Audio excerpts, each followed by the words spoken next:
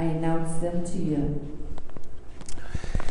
The song that we sang, O Come, Emmanuel, is famous. Unfortunately, we usually only sing it one time a year. So I thought that it fit the theme today, and so we sang that. There's a lot of things like this that we have come to over-associate with one moment. For instance, most of the time, the only time 1 Corinthians chapter 13 is read, love is patient, love is kind, is where? Weddings.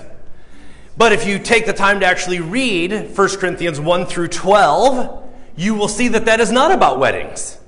In fact, Paul is being very specific that the Corinthians don't treat each other very well. So when he says love is patient, love is kind, he's actually listing nearly systematically all the things the Corinthians are not. He's saying love is kind, unlike some people. Right? So it's actually not a wedding thing. It's not like somebody said, hey, Paul, I'm getting married this weekend. Could you write something on love? And he looked off into the distance and thought to himself, you know, love is it's patient. It's kind. That's not how that was written. It was a rebuke. He was not happy with that. Another one is Psalm 23. The Lord is my shepherd, I shall not want. Most of the only time we ever read that is where? But if you actually take time to read Psalm 23, it's actually not a psalm for the dead, it's a psalm for the living. In fact, it only mentions once death. I mean, death is in there, one word, but it's actually the valley of the shadow of death, which I shall not fear. Psalm 23 is not a psalm for the dead, it's a psalm for the living. But it gets over-identified with funerals, and so it makes people sad to read it, but it's actually a really life-giving passage. O Come, Emmanuel is a song we only sing at Christmas. But if ever we need Emmanuel, God with us, it's now. And this passage that Kelly just read for us, this passage out of Isaiah, it's really famous because Jesus quoted it. Does anybody know when? At the beginning of his ministry. It was sort of his first sermon. But here's the funny thing, as much as we like this passage, when Jesus preached it, it didn't go very well. In fact, and this has never happened to me, thank God, the congregation so disliked the sermon that they tried to kill him afterwards, and he barely escaped by slipping through the crowd because they were actually going to either stone him to death or drive him over the cliff. So I've never preached a sermon that was that poorly received. Thanks be to God. Today I'm going to try it though. So today I want to encourage you. I have some good news for you. I want to encourage you to be bold. Be daring. Be tenacious. And be creative in your critique of the injustice embedded in the system. Because it probably won't work anyway.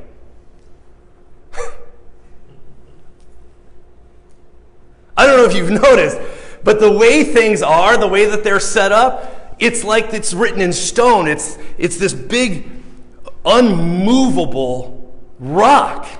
And as much as you or I may want to push against the system and to slow down the rate at which people are harmed and marginalized and run over and left behind, the system is so overwhelming, so powerful, so dominant, that it has the capacity to roll over and crush nearly any critique, any protest.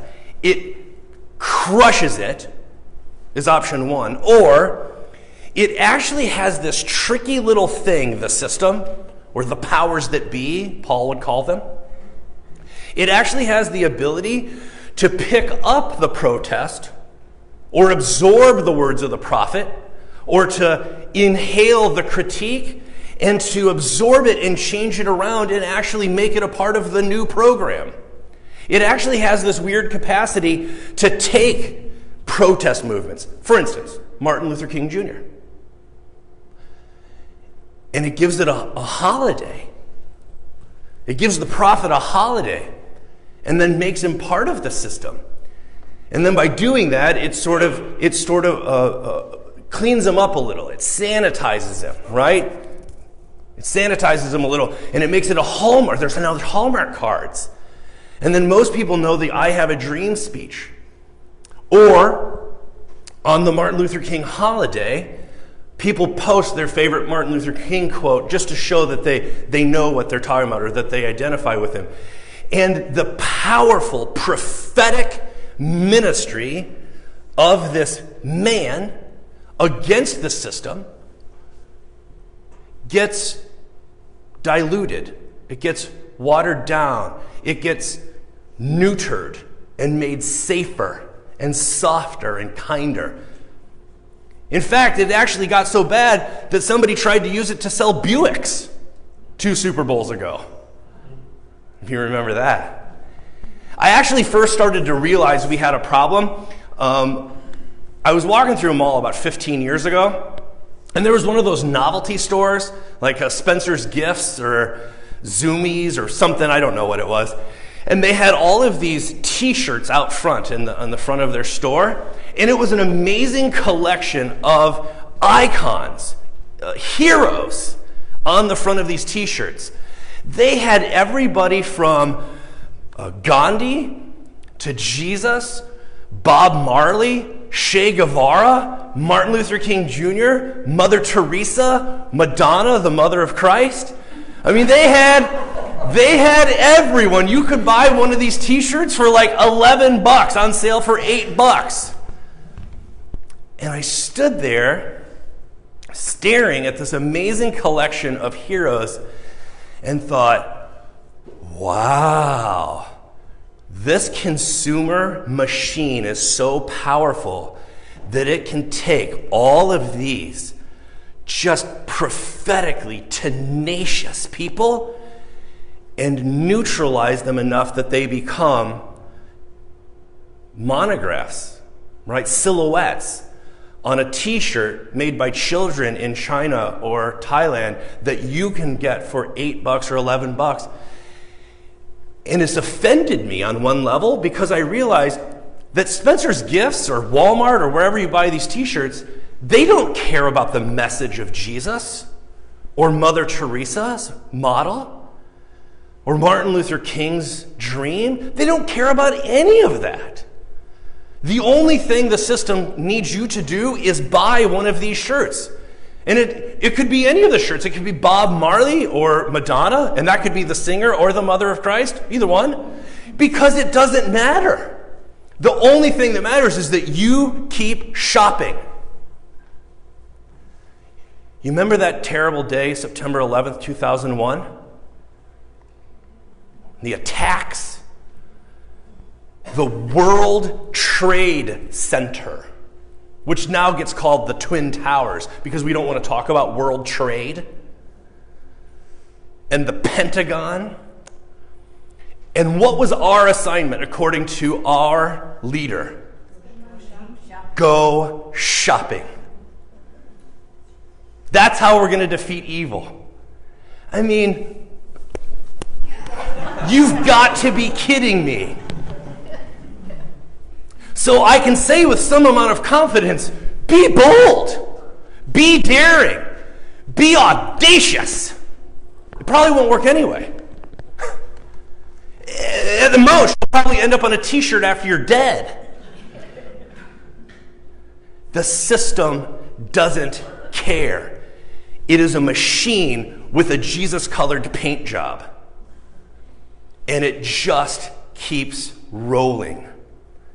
And if you want to care about the earth, it will help you in little ways, like recycled napkins at your favorite restaurant. Or you'll have to request a plastic straw so you don't hurt a turtle. Or $1 from your super special water bottle will go to help children in some other part of the world that don't have water. And it will actually reward you for your consumption. If you keep consuming, you get rewarded. It's a kinder, more gentle monster, this machine. This is how systems work. And it's why no matter how much groundswell or parades or protests or women's marches or whatever we do, the system just keeps going. And for all of the spectacle around things, like for instance, if we had a really objectionable candidate for a Supreme Court position, and people raised their voice in total outrage, and it dominated the news cycle for weeks, and then not a single vote changed. I will huff, and I will puff, and the house will still stand. Be bold. Be vicious. Be tenacious. Be creative. It probably won't work anyway. Good news. The machine is so well equipped to absorb, to adapt, and to appropriate. Absorb, adapt, and appropriate any critique or any protest. It's why it takes forever for anything to change. Are you feeling good? No.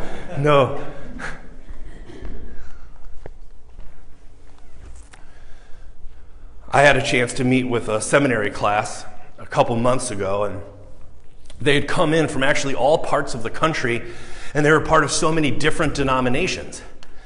And about half of the class were women, and many of them were called to ministry.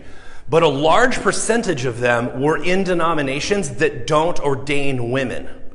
They either consecrate them, or they can be directors, like a director of women's ministries, right?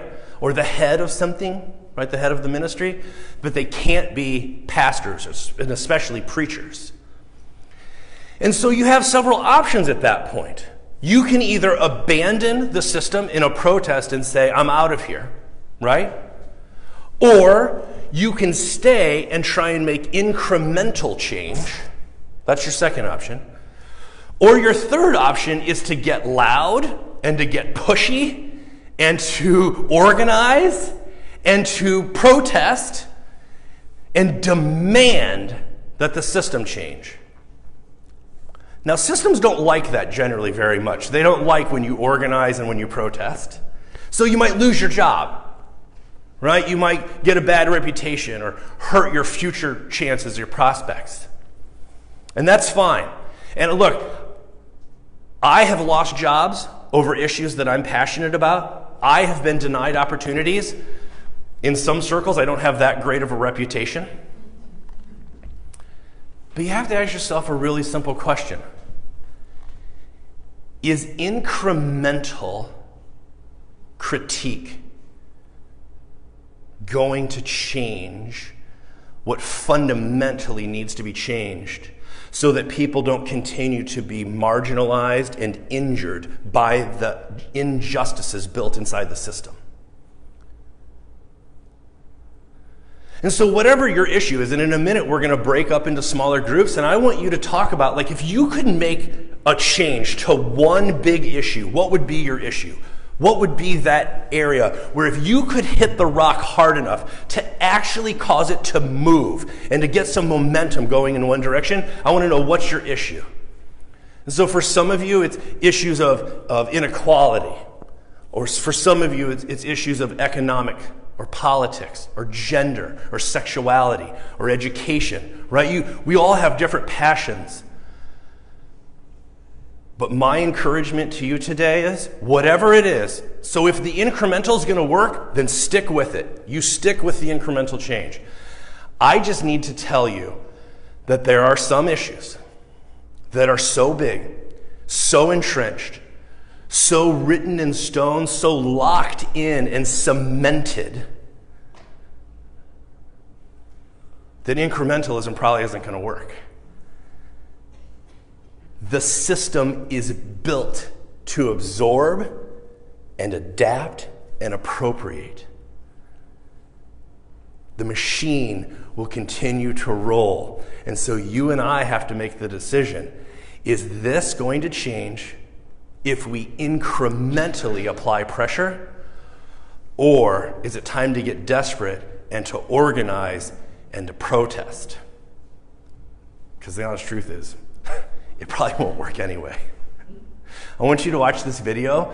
It's going to set us up for our final song today, that we become instruments of peace. But before we become instruments of peace, we have to talk about how we are going to be involved in issues of justice and bridging the gap. So I want to show you this video.